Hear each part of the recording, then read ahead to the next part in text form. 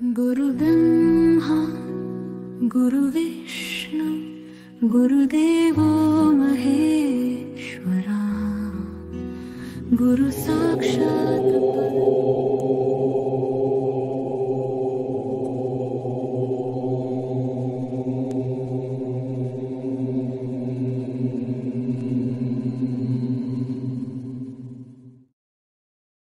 পিতামাতা সন্তানকে জন্ম দেননি, বরং সন্তানই জন্ম নেওয়ার জন্য তাদের বেছে নিয়েছেন।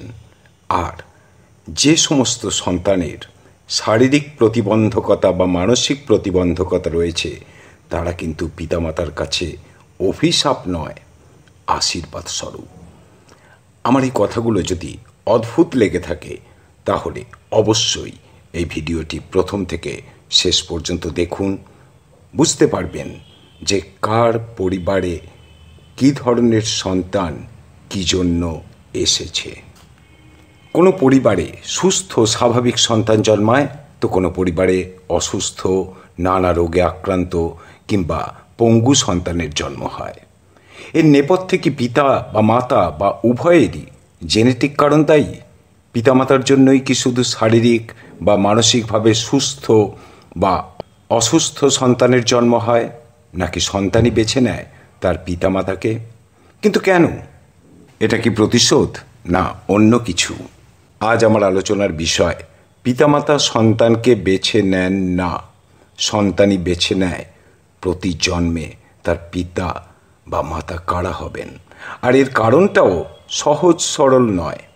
দেখুন, সব সন্তানই পিতামাতার কাছে প্রিয়, কিন্তু যখন কোনো পরিবারে বিরল রোগে আক্রান্ত সন্তানের জন্ম হয় বা পঙ্গু সন্তানের জন্ম হয়, তখন সেই পিতামাতা বা সেই সন্তান যে তীব্র মানসিক যন্ত্রণার শিকার হন, সেটা ভুক্তভোগী মাত্রই জানেন। আমরাও বিষয়টা নিয়ে ভাবি, তাই এর নেপথ্যের কারণও জানি। কিন্তু অনেকেই হয়তো ভাববেন, তার সন্তান কি এমন পাপ করেছিল যে তার এরকম পরিণতি হলো। তারা কিন্তু ভাবতে পারেন না, তবে কি তাদেরই কোনো পূর্বজন্মের পাপের সাজা দেওয়ার জন্যই আত্মা সন্তান রূপে এ জন্মে তাদের সংসারে এসেছে, নাকি অন্য কোনো কারণও রয়েছে? এই দেশের নানা প্রান্ত ঘুরে দেখেছি পঙ্গু বা অসুস্থ সন্তানের পিতামাতাদের কান্না, অসহায় সন্তানদের ব্যথা। এই জন্মে তারাও তো বোঝে না, সবাই যেখানে সুস্থ সবল স্বাভাবিক, তারাই বা এরকম কেন? তাদের পিতামাতারা নিজেদের ভাগ্যকে দোষ দেন, কিন্তু সত্যই কি দোষ দেওয়ার আছে? আজ আমি যে বিষয়টা নিয়ে শুরু করলাম, সেটা শুধুমাত্র একটা সংসারের একটা খণ্ডচিত্র। এছাড়া আরও নানা সমস্যাবহুল জীবন রয়েছে। মূল বিষয়টা হলো, আত্মাই কি নির্বাচন করে তাদের পরবর্তী জন্মের পিতামাতা কারা হবেন, আর কি দেখেই তারা নির্বাচনটা করেন? তাহলে শুরু করা যাক আজকের আলোচনা। আজকের এই প্রশ্নটা বহু মানুষের কাছেই কৌতূহলের সৃষ্টি করে, বিশেষ করে যারা আত্মা পুনর্জন্ম কর্মবাদে বিশ্বাস রাখেন। আর যারা করেন না, তারা সব সময় এর গ্রহণযোগ্য বিজ্ঞানসম্মত ব্যাখ্যা খুঁজে পান না। সত্য কি জানেন? জন্ম, মৃত্যু ও পুনর্জন্ম, এই তিন রহস্যের সেতুবন্ধনের মাধ্যমেই চলে আত্মার যাত্রা মোক্ষের দিকে। প্রশ্ন ওঠে, আত্মাই তার পরজন্মের পিতামাতা নির্বাচন করে? উত্তরটা কিন্তু পূর্ণ সত্য নয়। এই নির্বাচনের পিছনে রয়েছে বহুস্তরীয় বিশ্লেষণ, যার মধ্যে রয়েছে কর্মফল, আত্মিক শিক্ষা, অসম্পূর্ণ ইচ্ছা ও সম্পর্কের ঋণপত্র, কার্মিক ঋণ। আত্মা কেন পিতামাতাকে নির্বাচন করে? এর উত্তরে বলি, আত্মা শরীর ধারণ করে শুধুমাত্র ভোগের জন্য নয়, শিক্ষা গ্রহণ ও ঋণ শোধের জন্যই। তাই তাকে এমন একটা পরিবার বেছে নিতে হয় যেখানে এই দুটি কাজ সহজভাবে চলতে পারে। গীতায় বলা হয়েছে, পূর্ব কর্ম অনুসারে আত্মা নতুন জন্মগ্রহণ করে। বৃহদারণ্যক উপনিষদ বলছে, মানুষ যেমন কর্ম করে তেমন জন্ম পায়। বৌদ্ধ দর্শনে বলা হচ্ছে, আত্মা নয়, চেতনা প্রবাহ পুনর্জন্ম নেয় এবং তা নির্ধারিত হয় পূর্বজন্মের কর্ম দ্বারা। জন্মস্থানের পছন্দ এই চেতনার অভিজ্ঞতার নিরীক্ষে হয়। আর থিওসফি ও নিউ এজ ফিলসফি বলছে আত্মা নিজেই তার অভিজ্ঞতা বৃদ্ধির জন্য নির্দিষ্ট চ্যালেঞ্জ সহ জীবন নির্বাচন করে। কাজেই এই জন্মে কোনো মানুষ যদি শারীরিকভাবে অক্ষম হিসাবে জন্ম নেন বা তার মানসিক ব্যাধি থাকে, সে সব কিছুরই পিছনে রয়েছে একটা চ্যালেঞ্জ, বিরূপ অভিজ্ঞতা সঞ্চয়ের চ্যালেঞ্জ, যেটা বাস্তব পৃথিবীতে আমাদের চোখে যন্ত্রণা হিসাবে ধরা দেয় ঠিকই, কিন্তু আধ্যাত্মিক কারণ ভিন্ন। একটু ভাবুন তো, আপনার পিতামাতা কি শুধু দৈবক্রমে আপনাকে জন্ম দিয়েছেন, নাকি এই জন্ম এক পূর্ব নির্ধারিত চুক্তির ফল? আমরা জন্ম বলতে কি বুঝি? দেহের আগমন, তাই তো? কিন্তু আধ্যাত্মিক তত্ত্ব অনুসারে জন্ম একটা আত্মিক পরিকল্পনা। আপনি হয়তো ভাবছেন এটা একটা স্বাভাবিক ব্যাপার, একটা জৈবিক ব্যাপার। না, এটা আত্মিক ব্যাপার। এর পিছনে রয়েছে পূর্বজন্মের কর্ম, সংস্কার, অনেক কিছু। এটা একটা বহুস্তরীয় ব্যাপার, এত সহজ সরল নয় বিষয়টা। গবেষকরা বলছেন জন্মের আগে আত্মারা একত্রিত হয়ে সোল কন্ট্রাক্ট স্বাক্ষর করে। কে বাবা হবে, কে মা হবে, কে শত্রু হবে, কে মিত্র হবে, কে স্ত্রী হবে, কে স্বামী হবে। এটা ঠিক যেন একটা সিনেমার চিত্রনাট্য রচনা এবং অভিনেতা অভিনেত্রী নির্বাচন, কারা কারা এই ভূমিকায় অভিনয় করবে। কাজেই জন্ম মানে এক আত্মিক চুক্তির বাস্তবায়ন। আপনি কার সন্তান, কেন এই সংসারে এসেছেন, এই প্রশ্নটা শুধু জৈবিক নয়, আত্মিক।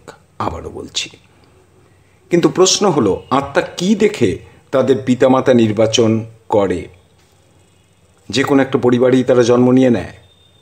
যে কোনো একটা বাবা মা হলেই তাদের হয়ে যায়? নাকি এর পিছনে নানা রহস্য রয়েছে? সে কথাগুলোই এবার বলবো।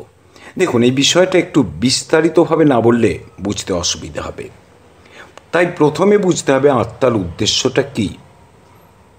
আত্মার সূক্ষ্ম শরীর কি কি বহন করে নিয়ে যায় জানেন? আত্মার সূক্ষ্ম শরীর বহন করে নিয়ে যায় স্মৃতি তথা সংস্কার, বাসনা বা কামনা আর কর্মফল। বৃহদারণ্যক উপনিষদের একটি শ্লোক অনুসারে বলতে পারি, আত্মা বাবা মা বেছে নেয় এমন মানুষদের যাদের সংসারে গেলে তার পূর্বজন্মের কর্মফল ভোগ করার সুবিধে হবে। এই কর্মফলটাকে কিন্তু খারাপ কর্মের ফল শুধু ভেবে নেবেন না, এটা ভালো কর্মের ফলও হতে পারে, আর সেই অনুযায়ী সেই পরিবারে তার জন্ম হবে। আত্মা যদি পূর্বজন্মে কাউকে কষ্ট দিয়ে থাকে, মানে সেই দেহ অর্থাৎ পূর্বজন্মে যে দেহটি সে গ্রহণ করেছিল সেই দেহ নিয়ে যদি কাউকে কষ্ট দিয়ে থাকে, সে সেই ব্যক্তির সন্তান হয়ে তার কষ্ট বুঝবে। আবার কেউ যদি পূর্বজন্মে দুঃখ ভোগ করেও সংযমী জীবনযাপন করেছে, সে এমন পরিবারে জন্ম নেবে যেখানে তার শান্তি, সাধনা ও মুক্তির পথ সহজ হবে। পরেরটা হলো আত্মার শিক্ষা। প্রতিটি আত্মাই এক ধারাবাহিক আত্মিক বিকাশের পথে এগিয়ে চলে, জন্ম নেয় সেই পরিবারে যেখানে তাদের আত্মিক বিকাশের পরবর্তী ধাপটি অর্জন করতে সুবিধে হবে, অর্থাৎ তারা সেই ধাপটা অর্জন করতে পারবে, কারণ তারপরে আবার যেতে হবে তার পরের ধাপে। আত্মা ভেবে নেয় এই পরিবারে জন্মালে আমি নতুন শিক্ষা কি পাবো, আগের জীবনের খারাপ কর্মের ফল এখানে জন্মালে কি সংশোধিত হবে, এই বাবা মা কি আমার আত্মিক চাহিদাগুলো পূরণ করতে পারবে, আমার আত্মিক বিকাশে এরা কি সাহায্য করতে পারবে। আত্মা যদি পূর্বজন্মে অহংকার রূপে জন্মে থাকে, তাহলে সে এমন পরিবারে জন্ম নেবে ইহজন্মে যেখানে তাকে বারবার নম্র হতে শেখানো হবে। আত্মা যদি অর্থের অহংকারে অন্যের ক্ষতি সাধন করে থাকে পূর্বজন্মে, তবে ইহজন্মে সে আসবে দরিদ্র পরিবারে। এটাই একটা সাইকেল, জন্মান্তর চক্র চলতেই থাকবে যতক্ষণ না মোক্ষ লাভ সম্ভব হয়। পরের বিষয়টা হলো আত্মীয়দের সঙ্গে ঋণ। অনেক সময় আত্মাদের যাত্রা হয় নির্দিষ্ট কিছু আত্মাদের নিয়েই, এদের বলা হয় সোল গ্রুপ বা কার্মিক ফ্যামিলি। গরুড় পুরাণ বলছে যে আত্মারা পূর্বজন্মে কোনো ঋণে আবদ্ধ, তারা আবারও পারস্পরিক সম্পর্কে যুক্ত হয়ে জন্ম নেয়। অর্থাৎ পূর্বজন্মে যারা ভাই, বাবা, স্ত্রী, মা, স্বামী বা শত্রু কিংবা মিত্র ছিল, তারাই আবার আসবে কর্মের চক্রে পরজন্মে। তাই আত্মা দেখে নেয় তার কার কার কাছে ঋণ রয়েছে, কার প্রতি তার দায়িত্ব রয়েছে, কার কাছ থেকে শিক্ষা পাওয়া বাকি। এসব বিচার বিবেচনা করে আত্মা বেছে নেয় কে হবে তার পরবর্তী পিতা বা মাতা কিংবা পিতামাতা। এর পরের বিষয়টা হলো বাসনার বাস্তবায়ন। ছান্দোগ্য উপনিষদে বলা হয়েছে, যা বাসনা তাই জন্ম। আত্মা পূর্বজন্মে যেসব বাসনা অপূর্ণ রেখে এসেছে, সেই বাসনা পূরণের উপযোগী বাবা মা তারা খুঁজে নেয়। যেমন মনে করুন কারো বাসনা ছিল বড় সঙ্গীতজ্ঞ হওয়ার। আত্মা পরবর্তী জন্মে একটা সঙ্গীতজ্ঞ পরিবারে জন্ম নেবে। কারো মনে বাসনা ছিল ভোগবিলাসের, তার জন্ম হয় ধনী পরিবারে। কেউ চেয়েছিল সন্ন্যাসের পথ, তার জন্ম হবে আধ্যাত্মিক পরিবারে। আবার এরকমও ঘটতে পারে যে পরিবারে কোনো দিন আধ্যাত্মিকতার চর্চা নেই, যে পরিবারে কোনো দিন সঙ্গীতের চর্চা হয়নি, সেই পরিবারে একজন জ্ঞানীগুণী ব্যক্তির জন্ম হতে পারে। এটা কিন্তু জন্মান্তর চক্রের মধ্য দিয়ে সেই বিষয়ে জ্ঞান অর্জন করার পর তারা জন্ম নেয়। এটা নিয়ে আমি অনেকবার বলেছি। আর আত্মা শুধু মা বাবাকেই বেছে নেয় না, জন্মকাল, স্থান এবং জাতীয় বেছে নেয়। আত্মা দেখে কোন কালে অর্থাৎ কোন যুগে জন্ম নিলে তার প্রয়োজনীয় অভিজ্ঞতা সে লাভ করবে, কোন দেশের বা সমাজের মধ্যে জন্ম নিলে তার শিক্ষা সম্পূর্ণ হবে, কোন জাতিতে জন্ম নিলে তার কর্মফল দ্রুত আসবে। এবার একটু আত্মাদের স্তরভেদ সম্পর্কে বলে নিই। কেননা সব আত্মা একই স্তরের নয়, তাই সবাই একইভাবে পিতামাতা নির্বাচন করতে পারে না। আত্মাদের মধ্যে রয়েছে নবীন আত্মা এবং পুরাতন আত্মা, যাদের বলা হয় উন্নত আত্মা, ওল্ড সোল। উন্নত আত্মারা পরিকল্পনা করে পিতামাতা নির্বাচন করতে পারে। তারা জীবনের উদ্দেশ্য জানে, জন্মকাল, এমনকি দেহরূপও নির্বাচন করতে পারে তারা, অর্থাৎ যারা ওল্ড সোল। নবীন আত্মারা পূর্বজন্মের কর্মের চাপে বাধ্য হয়, স্বাধীন ইচ্ছাশক্তি তাদের থাকে না। দেখুন, আত্মা এমন এক উন্নত চেতনার স্তরে অবস্থান করে যেখানে সময়, স্থান ও মানসিক বাধা নেই।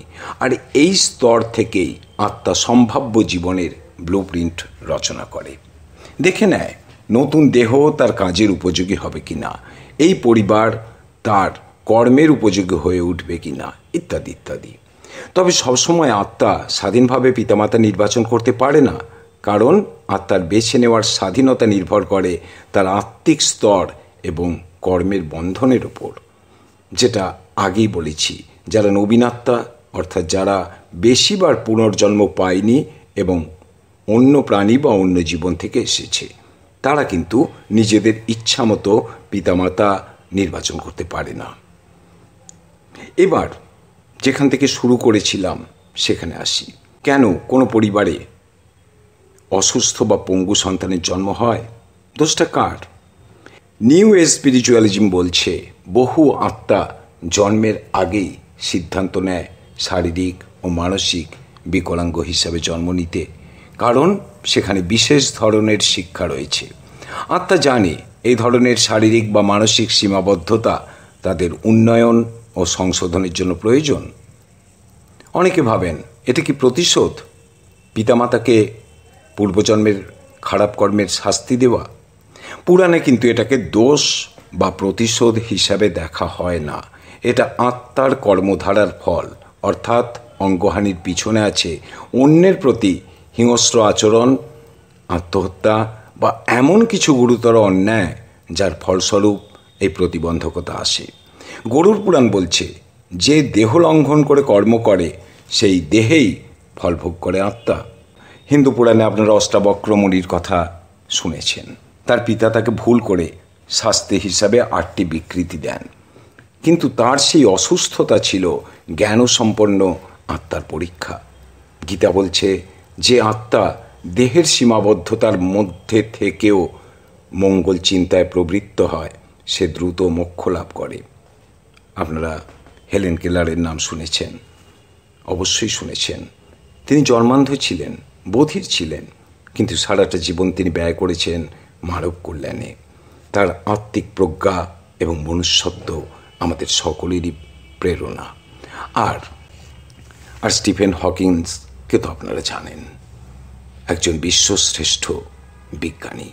তিনিও কিন্তু এই প্রতিবন্ধকতার সামনে মাথা নোয়াননি, কারণ তিনি ছিলেন এক উন্নত আত্মা, যিনি জানতেন তাকে এইভাবেই আসতে হবে পৃথিবীবাসীকে নতুন কিছু দেওয়ার জন্য। আবার দেখুন, আত্মা এমন পরিবারকে বেছে নেয় যে পরিবারে জন্ম হলে মা বাবার শোক বা কষ্ট বা দুঃখ আসবে, কিন্তু সেটা আসবে তাদেরই আত্মোন্নতির জন্য। পরিবারের সদস্যদের সেবা, ত্যাগ ও করুণা শেখানোর জন্য সীমাবদ্ধতা নিয়ে সেই পরিবারে জন্মায় তারা। আবার একসাথে পূর্বজন্মের ঋণ শোধ করার জন্য আসে। এটা কিন্তু প্রতিশোধ নয়, আত্মা শেখে এবং শোধ করে। নিজের কর্মফল ভোগ করে শুদ্ধ হতে শেখে। দেহের সীমাবদ্ধতা দিয়ে মনের প্রসারতা বাড়ায়। মনে রাখবেন, যে সন্তান দেহ কিংবা মনে সীমাবদ্ধ, সে কিন্তু আত্মায় অনেক বড় হতে পারে। তার জন্ম আমাদের শাস্তি নয়, আমাদের সুযোগ, আমাদের সেবা করার সুযোগ, আমাদের ত্যাগ করার সুযোগ, আমাদের করুণা শেখার সুযোগ। আজ এই পর্যন্ত। আবার দেখা হবে পরের ভিডিওতে।